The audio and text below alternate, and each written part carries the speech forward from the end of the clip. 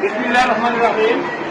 এবার দুইটা এতিম নাতি আছে যাদের কেউ নাই, আমি একটি ঘরের মধ্যে জীবন যাপন এই কিছু সবসময় এই যে ওনার ঘরে পানি পড়ে আর মানুষ তার আর কেউ নাই। এই মানুষটার ঘরটা আমরা করতে চাই। আপনি যদি এগিয়ে আসেন, এই মায়ের একটা ঘর দরকার। বৃষ্টিতে তাকে দিকে একদিন বাচ্চা নেওয়া, একদিন বাচ্চাগুলো মাও নাই বাপও নাই, একটু বলেন।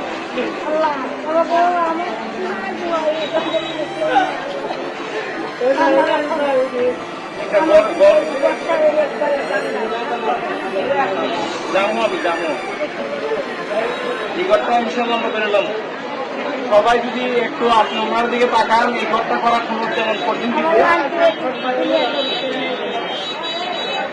সবাই একটু এগিয়ে আসেন, ভিডিওটা একটু শেয়ার করেন। ইনশাল্লাহ ওনার ঘরটা আমরা করে দেবো। কোন গ্রাম? কমলপুর। কমলপুরে ঘরটা হবে।